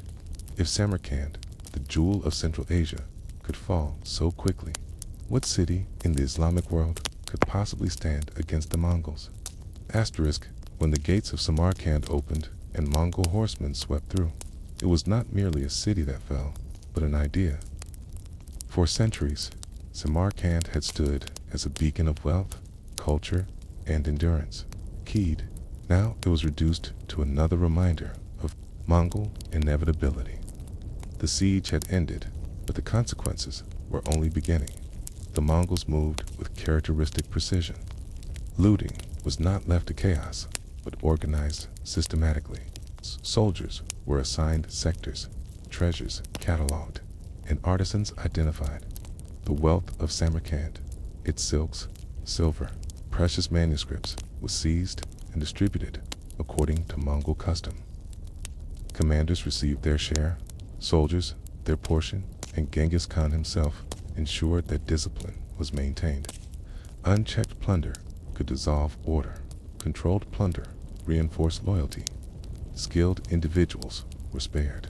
Artisans, blacksmiths, weavers, builders were gathered and transported across the empire. The Mongols valued utility over identity. A craftsman might find himself resettled hundreds of miles away, working in service of his new overlords. Scholars, too, were sometimes spared, particularly those whose knowledge could enhance administration or warfare. But for the majority of Samarkand's inhabitants, there was no such reprieve. Many were massacred, others enslaved, their lives scattered into the anonymity of conquest. The destruction was not total in physical terms. The city itself remained standing, its walls and structures largely intact, though scarred by fire. But its soul, its community, its networks of trust, its place as a hub of commerce was shattered. Its merchants, who once relied on Samarkand's stability, now looked elsewhere. Caravans rerouted under Mongol protection, bypassing the wreckage that had once been a thriving market. The psychological toll was immense. Across the Islamic world, word spread of Samarkand's fall. Chroniclers wrote in horror of its fate, describing the Mongols as a scourge sent by God, a punishment for sins and corruption. Others saw in the Mongols not divine wrath, but human ruthlessness, a force unbound by the traditional limits of warfare. Either way, fear spread faster than caravans, reshaping how rulers and subjects alike viewed the steppe horsemen. For the Khwarezmian Empire, the loss was crippling. Samarkand had been one of its most important cities, a center of legitimacy for the Shah. Its fall not only weakened the empire's defenses, but shattered its credibility. If Samarkand could not be protected, what hope was there for smaller towns and villages? The Shah himself continued to flee westward, pursued by Mongol detachments. His authority reduced to little more than a title without substance.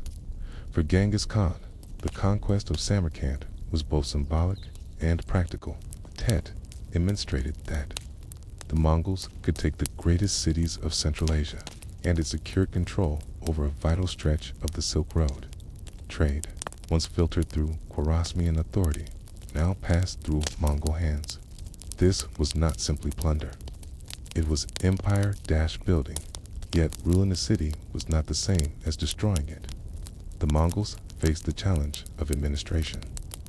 They were masters of conquest, but cities required governance, tax collection, irrigation, maintenance, law enforcement. For these tasks, they relied on local officials, coerced or persuaded into service. In Samarkand, as in other conquered cities, Mongol rule rested on a blend of fear and pragmatism. Resist, and the city would burn. Cooperate, and it might endure under new masters. Ordinary survivors adapted as best they could. Some submitted to Mongol authority, paying tribute and working under the new order. Others fled, carrying with them memories of horror and loss. Refugees spread across Central Asia, retelling the story of Samarkand's destruction in markets and mosques, embedding it into the shared memory of the Islamic world. Historians later debated the meaning of Samarkand's fall. Was it the decisive blow that doomed the Khwarezmian Empire, or merely one episode in a wider collapse? Certainly, it marked the point at which Mongol dominance in Central Asia became undeniable. Yet the city itself would rise again, rebuilt in later centuries by conquerors like Timur. Its destruction was temporary, daring, but its memory endured as a symbol of Mongol ferocity. The wider world looked on with dread. In Persia, rulers trembled, knowing the Mongols were advancing westward. In Baghdad, the Caliph calculated the implications. In Europe, far beyond the steppe, whispers of a new power began to circulate, a people who could bring down cities that had stood for generations. And yet, amid the ashes, One question remained. Had Samarkand's fall been the product of Mongol strength, or of betrayal and fear within the walls? Could the city have held if its defenders had remained united? Or was its fate sealed the moment the Mongols set their gaze upon it? By the early 1220s, the Mongol armies had carved a trail of devastation across Central Asia. Otrar had fallen, Bukhara had been humbled, Samarkand lay in ruins, and the Khwarezmian Shah was dead. But conquest was only part of their campaign. Genghis Khan also hungered for knowledge of lands beyond his immediate horizon, of the powers that might resist him in the west. To that end, he dispatched two of his most trusted generals, Subutai and Jeeb, on an extraordinary mission. Their task was not merely to plunder, but to explore, to scout the lands beyond the Caspian and Black Seas, to test the strength of unfamiliar peoples, and to spread Mongol terror across new frontiers. This was a reconnaissance in force, a march that would stretch thousands of kilometers, probing the edges of Europe itself. The Rus principalities lay to the northwest, a patchwork of cities and territories descended from the old Kievan Rus. Kiev, Chernigov, Smolensk, and many others dotted the forested lands and river valleys. They were Christian, tied to Byzantine traditions, and known for their armored cavalry and fortified towns. But like the steppe tribes the Mongols had once united, the Rus were divided. Each prince guarded his own city, his own interests, and his own pride. Unity was rare, and when it came, it was fragile. The Mongols, by contrast, moved as one. Subutai and Jeeb commanded perhaps 20,000 to 30,000 men, far fewer than the combined forces of the Rus, yet numbers mattered less than cohesion. Each Mongol unit was bound by the decimal system, disciplined to obey orders instantly. Their bows outranged most European weapons. Their horses allowed unmatched speed. Their tactics relied on deception as much as force. The spark came when the Mongols clashed with the Cumans, a nomadic people who inhabited the steppes north of the Black Sea. The Cumans, skilled horsemen themselves, were pressured and defeated. Many fled westward, seeking aid from their Christian neighbors.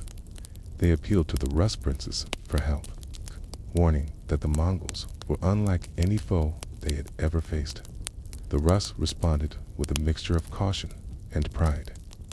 Some princes saw the Mongols as a distant threat, others as an opportunity to prove their valor. Eventually, a coalition was formed. Multiple princes, their retinues, and allied Cumans gathered an army that may have outnumbered the Mongols 2 or 3 times over. Their plan was simple: confront the invaders, crush them, and drive them back into the steppe. But simplicity can be fatal against a foe like the Mongols. Subutai and Jeeb thrived on exploiting arrogance. They understood that unity among the Rus was brittle, that their commanders mistrusted one another, and that discipline in battle was uneven. As the two armies closed in on each other, the Mongols began their familiar game of deception. They retreated deliberately, feigning weakness. The Rus coalition, emboldened, pursued. For days, the Mongols fell back, drawing their enemies deeper into the steppe, stretching their supply lines, exhausting their men and horses. The Rus princes, eager for glory, pressed forward, believing victory was close. What they did not realize was that every step brought them further into a trap. At the banks of the Kalka River, the Mongols finally turned to fight. Teed had ended, their deception complete.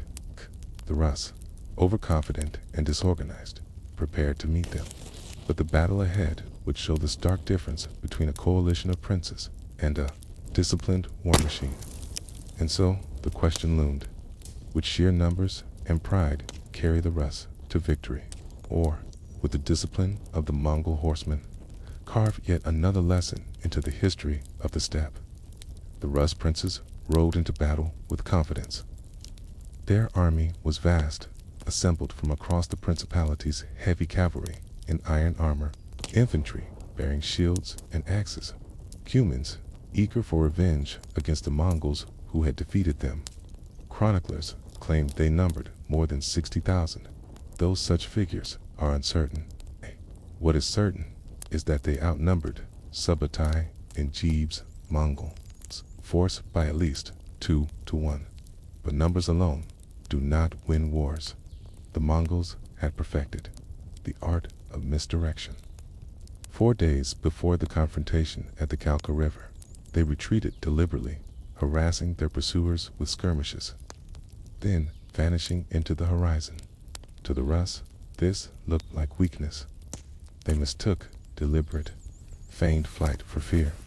The coalition pressed harder. Their ranks stretched across the vast landscape, supply wagons lagging behind, discipline fraying. When the Mongols reached the Kalka River, they stopped. It was the perfect place for their trap. The river slowed. The Rus advanced, breaking their cohesion. The open steppe allowed Mongol cavalry full freedom of maneuver. Subutai and Jeeb arranged their troops with precision, concealing reserves, preparing ambushes, and timing every movement. The Rus arrived in disarray. Their princes disagreed on tactics. Some wanted to strike immediately. Others urged caution. Pride pushed them forward. One contingent, led by the Prince of Chernigov, charged without waiting for the rest. The Mongols met them with volleys of arrows, then wheeled away, feigning another retreat. The Rus cavalry pursued recklessly, only to be surrounded and cut down by Mongol horse archers. This pattern repeated itself. Each Rus advance found itself isolated, encircled, and destroyed. The Mongols never fought head-on unless the terms favored them. They used the river as a barrier, the steppe as a weapon, and discipline as their greatest strength. As the day wore on, the coalition collapsed. Coordination among the Rus was poor. Princes acted independently, some retreating while others pressed forward.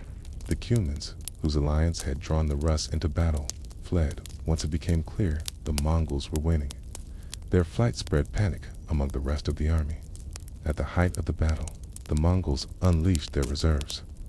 Fresh cavalry swept into the fray, striking the exhausted Rus forces from multiple directions.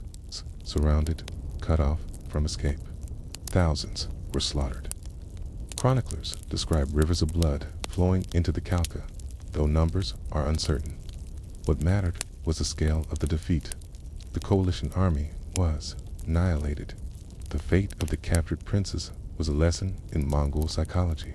Several were taken alive, including Mstislav of Kiev. Genghis Khan himself was not present, Tezpul, but his generals carried out his style of justice. The princes were executed in a particularly grim manner, laid beneath wooden boards on which Mongol warriors feasted, their bodies crushed slowly beneath the weight. The method was symbolic.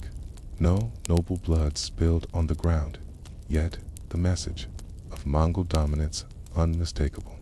The battle was more than a victory. It was a demonstration. With a smaller force, the Mongols had destroyed a coalition far larger than themselves. They had shown that discipline, deception, and mobility could outweigh numbers and armor. They had revealed the weaknesses of disunity, teaching the Rus that divided princes could not stand against a unified enemy.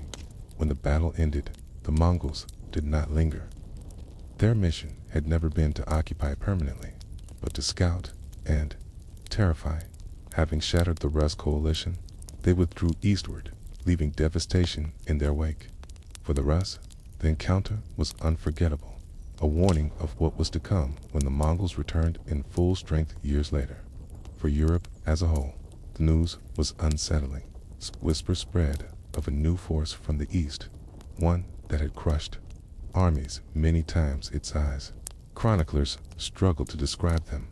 Demons, a scourge from God, horsemen who appeared from nowhere and vanished just as quickly. The Mongols had announced themselves at the doorstep of Europe, and Europe had no answer. Yet one question lingered in the aftermath of the Kalka River. Was this only a raid? a fleeting storm, or was it the first shadow of a greater invasion yet to come? The field of the Kalka River lay quiet after the slaughter. The bodies of Rus warriors and their allies littered the steppe, while Mongol horsemen gathered the spoils of victory. Armor, weapons, and prisoners were collected with the same precision that had guided the battle. What to the Rus was catastrophe, was, to the Mongols, another carefully measured triumph. Subbatai and Jeeb had achieved more than they had set out to do. Their mission was reconnaissance, to test the strength of distant powers, to map lands unknown to the Mongols, and to spread terror in defeating the combined armies of the Rus princes. They had proven not only that the Mongols could match European-style warfare, but that disunity among their enemies made them easy prey. The captured princes, executed beneath wooden planks, served as a final demonstration of Mongol dominance. No blood was spilled upon the ground, a deliberate act to show disdain and control. To Mongol commanders, the execution was not mere cruelty, but a message. Those who resisted would be crushed, not just physically, but symbolically. And then, as suddenly as they had appeared, the Mongols vanished. Subbatai and Jeeb did not attempt to occupy the Rus lands. Their army wheeled eastward, retracing its path across the steppe. They moved through the Caucasus, clashing with Georgian armies, harassing towns, and continuing their reconnaissance. Their march covered thousands of kilometers, leaving behind confusion and fear. For the Rus principalities, the defeat at the Kalka River was devastating. Cities like Kiev, Chernigov, and Smolensk remained standing, but their armies had been shattered, their prestige broken. More damaging than the loss of men was the loss of confidence. The princes had discovered that even in unity, their numbers and armor could not withstand the Mongols' discipline. Yet unity had been fragile, and after the defeat, it collapsed entirely. Each prince turned inward, guarding his own city, mistrusting his neighbors, and fearing the return of an enemy who might strike at any time. That return did not come immediately. For over a decade, the Mongols stayed away, focusing on consolidating their empire in Central Asia and China. But the memory of the Kalka River lingered like a scar. When the Mongols did return in the 1230s and 1240s, under Baktun Khan and Subbatai once again, they found an enemy still divided and haunted by the defeat of 1223. The impact extended beyond the Rus. News traveled along trade routes and through diplomatic channels in Hungary, Poland, and the Holy Roman Empire. Vague reports circulated of horsemen from the east who had destroyed a great Rus coalition. Details were scarce, often exaggerated, but the impression was unmistakable. A new power had risen, one that could not be dismissed as mere nomads to the Mongols themselves. The Kalka River was one more lesson in the art of conquest. It confirmed the value of deception, the power of discipline, and the importance of patience. It also revealed the weaknesses of their Western neighbors, divisions among rulers, overconfidence in fortifications, reliance on sheer numbers. These were weaknesses that could be exploited again when the time was right. For ordinary people, the aftermath was lived in silence. Villages burned during the campaign had to be rebuilt. Families mourned fathers, sons, and brothers who never returned. Farmers returned to fields that had been trampled by horses, merchants to roads that had grown unsafe. The Mongols had not stayed, but their absence was almost as terrifying as their presence. At any moment, they might reappear, as swift and merciless as before. The chronicles record the defeat in tones of horror and disbelief. To the Rus, it was not simply a military loss, but a divine punishment, a judgment upon their disunity and sins. Priests interpreted the Mongols as a scourge sent by God. Some urged repentance, others urged vigilance. Yet all agreed that the world had changed, and so the question lingered. Was the Battle of the Kalka River merely a raid, a passing shadow, or was it the first glimpse of an empire that would soon sweep across Europe itself? Asterisk Persia, by the early 13th century, was a land layered with history. Once the heart of empires stretching back to Cyrus and Darius, it remained a crossroads of civilizations. Its mountains guarded fertile valleys. Its deserts hid caravan routes. Its cities, Neshaper, Herat, Ray, Hamadan, stood as living monuments to centuries of culture. Gardens filled with roses and fountains reminded travelers of Persia's tradition of blending beauty with survival in a harsh environment. When the Mongols entered Persia after their conquest of the Khwarezmian heartland, they entered a world utterly unlike their own. The steppe was open, its horizons endless. Persia was fragmented by mountains and deserts, dotted with towns and cities whose wealth depended on irrigation, canals, fields, and markets. For nomads accustomed to mobility, it was a landscape both alluring and confining. The invasion began as an extension of the Khwarezmian War. Shah ad-Din Muhammad II, fleeing the Mongols, had left his empire in chaos. His death on a lonely island in the Caspian Sea left the throne to his son, Jalal ad-Din Mingburna. Young, ambitious, and determined, Jalal ad-Din sought to rally what remained of Khwarezmian power. Persia became his refuge and his battlefield. Asterisk. The Mongols pursued relentlessly. Genghis Khan himself directed the campaign, sending multiple armies into Persia to dismantle resistance. Each army moved along different routes, converging on key cities. Their strategy was the same as in Central Asia: isolate, encircle, and destroy. But Persia was harder to conquer. Its terrain favored defenders, and its cities were large, well-fortified, and deeply rooted in local traditions of resistance. The first encounters were brutal. Cities that resisted were annihilated. Neshaper, once a center of learning and trade, was besieged and destroyed. Chroniclers, perhaps exaggerating, claimed that every inhabitant was slaughtered. The city reduced to rubble. Herat too fell after bitter resistance, its population massacred. Each destruction was intended as a warning to the next city. Resist and perish for the Mongols. The conquest of Persia was not only about vengeance for the insult of slain envoys, but also about resources. Persia's wealth was tempting grain, livestock, textiles, and trade routes that linked east and west. The Silk Road passed through its valleys, carrying goods from China to the Middle East. Whoever controlled Persia controlled commerce. Yet, conquest came at a cost.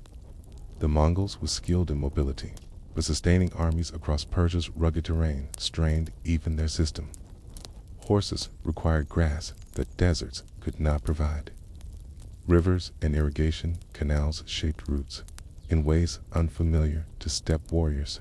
The Mongols adapted by requisitioning supplies, forcing local populations into service and scattering garrisons to control trade routes. But adaptation was never smooth. For the Persians themselves, the arrival of the Mongols was a catastrophe. Ordinary farmers who relied on delicate irrigation systems saw canals destroyed in the chaos of war. Fields withered, and famine followed. Townspeople fled when possible, carrying what little they could. Those who remained endured sieges, hunger, and massacres. Kaja, which had known centuries of shifting empires, now faced devastation on a scale few had imagined. Still, resistance endured. Jalal ad-Din Mingburnu, unlike his father, refused to flee. He gathered forces from surviving Khwarezmian loyalists, Kurdish allies, and other disaffected groups. His armies harassed the Mongols, ambushed detachments, and fought pitched battles when necessary. His courage earned him a reputation, even among Mongol chroniclers, as a worthy adversary. But the Mongols were relentless. Their discipline, speed, and ability to coordinate multiple armies overwhelmed Jalal ad-Din's resistance again and again. His victories were temporary, his defeats devastating. By the time the Mongols reached deeper into Persia, entire regions lay depopulated. Cities burned, villages emptied, fields abandoned. Persia, once a land of flourishing gardens and vibrant towns, became a graveyard of broken walls and scattered bones.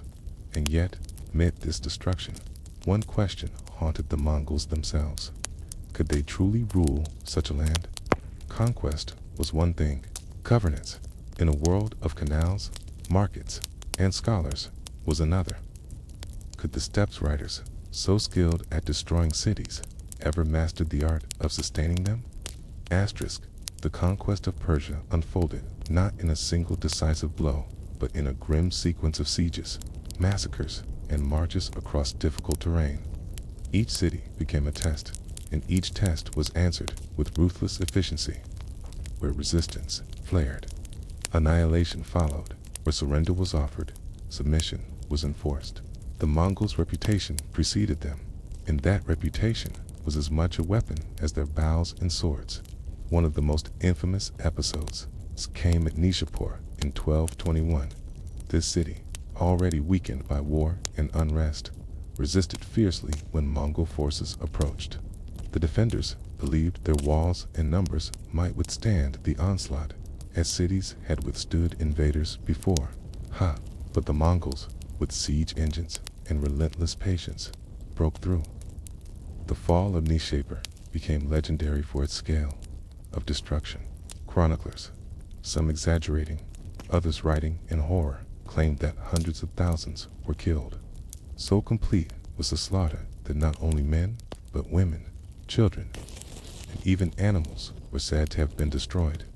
Modern historians doubt the literal accuracy of such numbers, but the symbolism is undeniable. Nishapur was reduced from a flourishing center of learning and trade to rubble and silence. Its libraries, markets, and mosques were lost in fire and blood. For surrounding regions, the message was clear: resist, and your fate will be the same.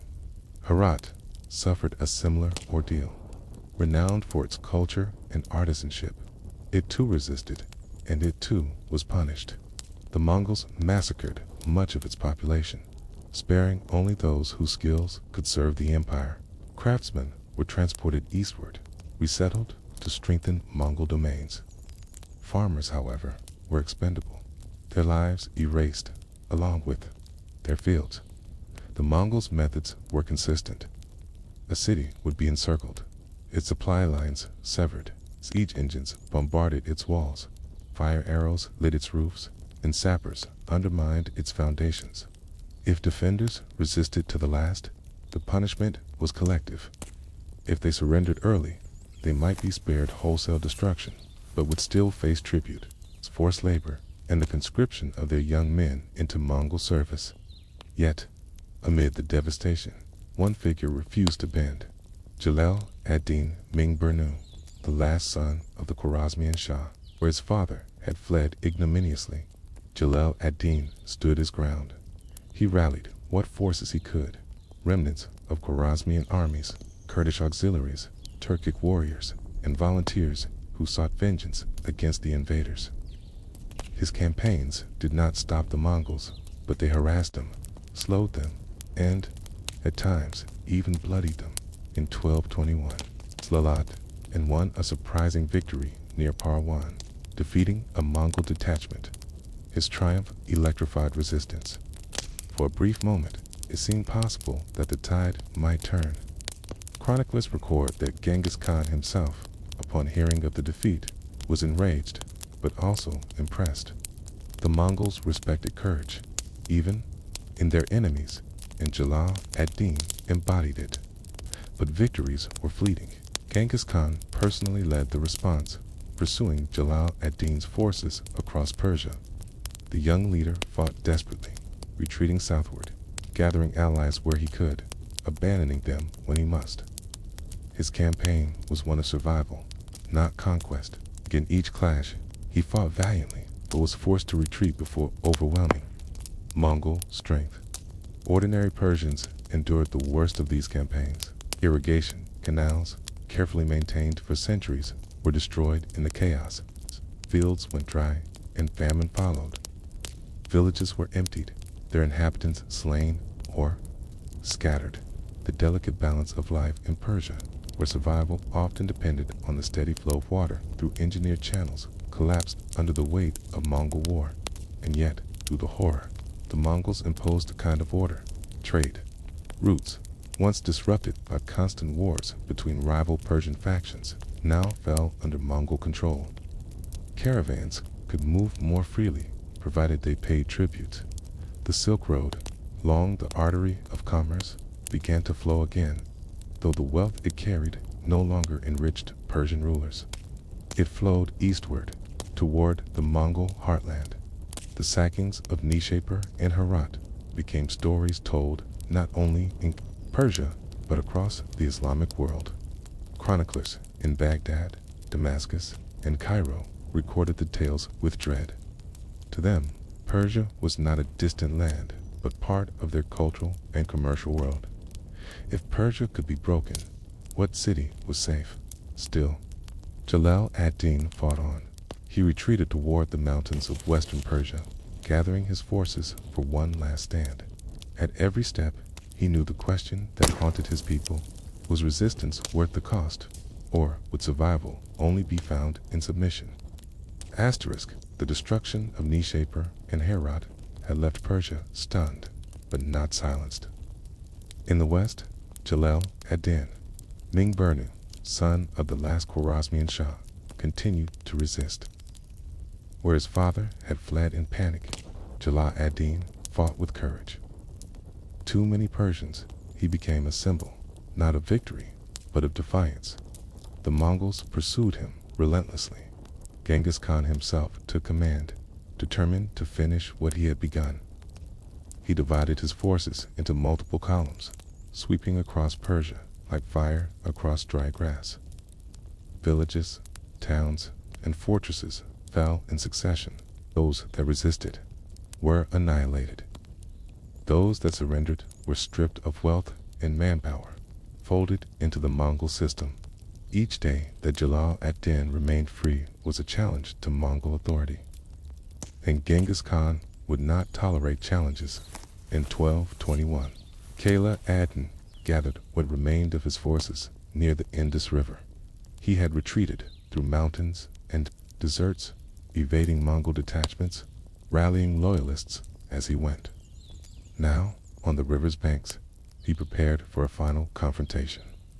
Chroniclers describe his army as a mixture of Khwarezmian remnants, Persian fighters, and Turkic auxiliaries. Against him, the Mongols brought overwhelming numbers, disciplined and coordinated.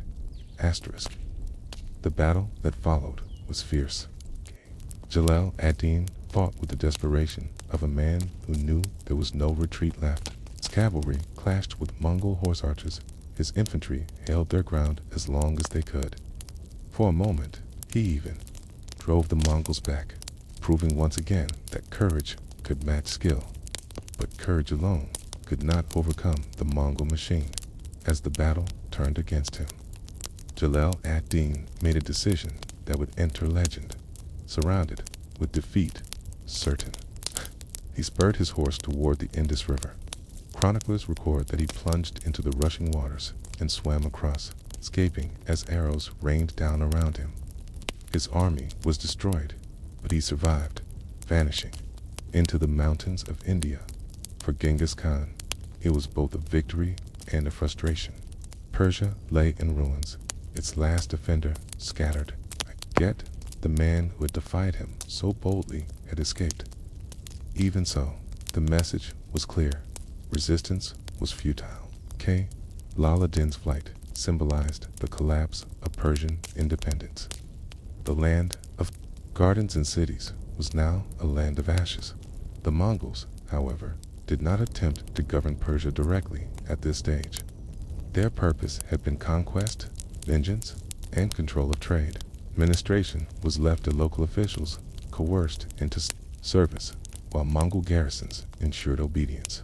The deeper challenge of ruling Persia, maintaining irrigation, collecting taxes. Fostering stability would come later, under successors. For now, Persia was broken, its wealth siphoned eastward, its people scattered. The devastation reshaped the Islamic world. In Baghdad, the Caliph trembled, hearing reports of slaughter. In Cairo and Damascus, rulers wondered whether their cities would be next. The Mongols had not only destroyed armies, they had destroyed confidence. Persia, once a buffer and a bastion, had collapsed in a storm of fire and arrows. For ordinary Persians, survival meant adaptation. Some submitted, paying tribute and laboring under Mongol rule. Others fled, carrying stories of horror across the Middle East. Refugees filled markets and mosques with tales of slaughtered cities, shattered canals, and a horseman king who seemed unstoppable. Historians later asked whether Persia's fall was inevitable. Was Jalal ad-Din doomed from the start, facing an enemy whose discipline and ruthlessness could not be matched? Or might a more unified defense, a stronger alliance with neighbors, have preserved the land? What is certain is that Persia's conquest marked another step in the Mongol transformation from raiders into rulers of empires. They had broken cities older than their own traditions, humbled dynasties that traced their lineage back centuries, and reshaped the balance of power across the Islamic world. As the Mongols turned their gaze elsewhere, toward the Caucasus, Mesopotamia, and beyond, one question lingered in the ashes of Persia. Had the storm passed, or was it only the beginning of greater destruction yet to come? Baghdad, in the early 13th century, was a name that resonated far beyond its walls. Founded in the 8th century by the Abbasid caliphs, it had once been the glittering center of the Islamic Golden Age. Scholars filled its libraries, merchants thronged its markets, poets and philosophers debated in its gardens. Though its political power had waned by the time of Genghis Khan, its symbolic power remained immense. The caliph, seated in Baghdad, was still regarded as the spiritual leader of the Muslim world. To strike at Baghdad was to strike at Islam itself. The Mongols did not march directly upon the city in Genghis Khan's lifetime, but their campaigns in Persia, the Caucasus, and Mesopotamia brought them closer and closer, unraveling the fabric of Abbasid influence. Each city that fell along the trade routes, each emirate or sultanate that crumbled, made Baghdad more vulnerable.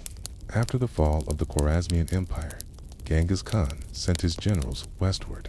Subutai and Jebe, having already crushed the Rus at the Kalka River, turned south into the Caucasus and beyond.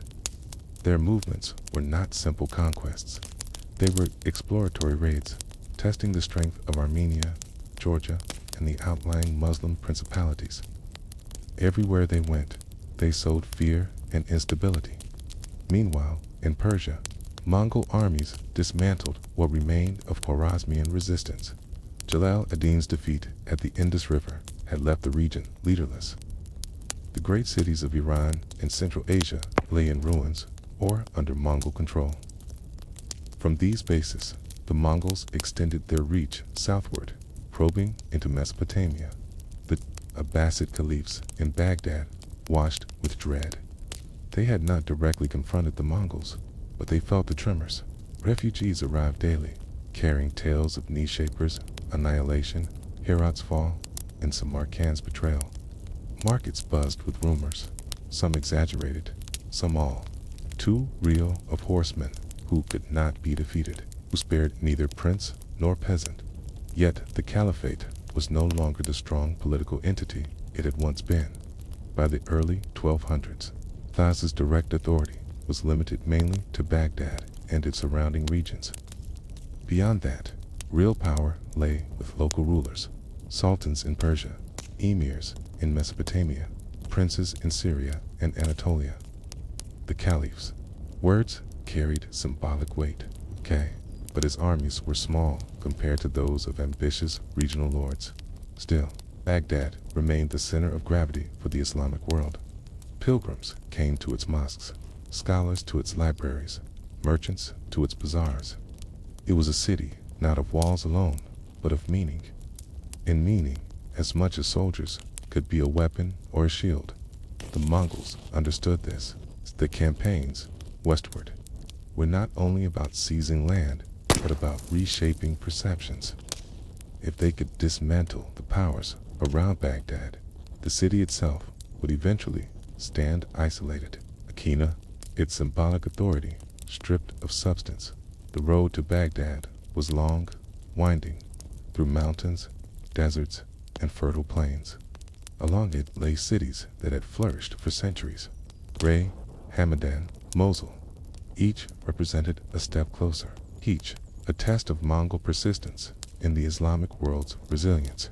In these years, the question was not yet whether Baghdad would fall, but whether it could survive in a world reshaped by Mongol conquests.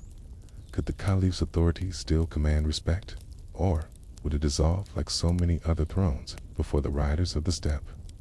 Asterisk, the Mongols moved westward with the same patience and relentlessness that had already destroyed Samarkand, Nishapur, and Herat. Their strategy was simple but devastating. Isolate cities, sever their supply lines, surround them, and punish resistance without mercy. Every step westward brought them closer to Mesopotamia, the fertile heartland watered by the Tigris and Euphrates, where Baghdad stood as both symbol and prize.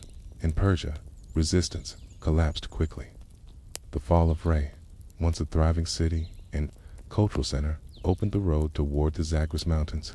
Rey's walls crumbled under siege, and its population suffered the now familiar fate: slaughter for resistors, enslavement for survivors, relocation for artisans.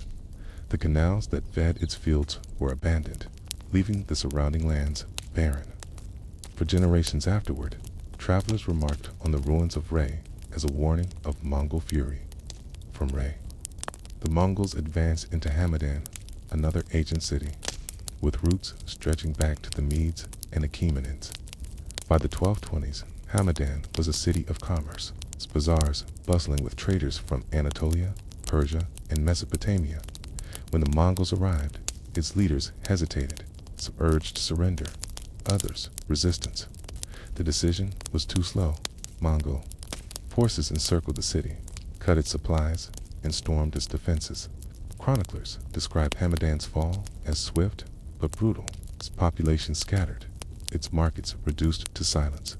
With Persia broken, Mongols pressed into the Zagros Mountains, a barrier that had long shielded Mesopotamia from steppe invasions.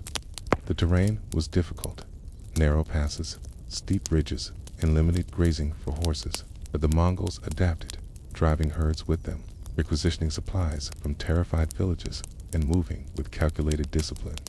Even the mountains could not stop them. Emerging from the Zagros, the Mongols entered the fringes of Mesopotamia. Here, the landscape changed.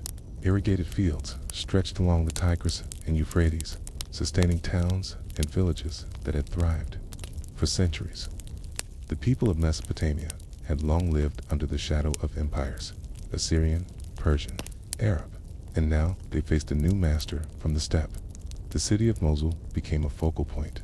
Strategically located on the Tigris, it was a center of trade and learning, with strong ties to both the Abbasid caliphs in Baghdad and the rulers of Syria.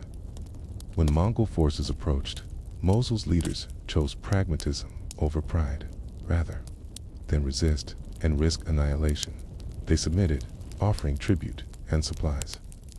It was a choice that preserved the city, at least temporarily. For the Mongols, such submission was valuable. It allowed them to conserve strength, maintain supply lines, and project fear further without exhausting their forces. Still, not every city chose wisely. Smaller towns that resisted were destroyed, their populations killed or enslaved.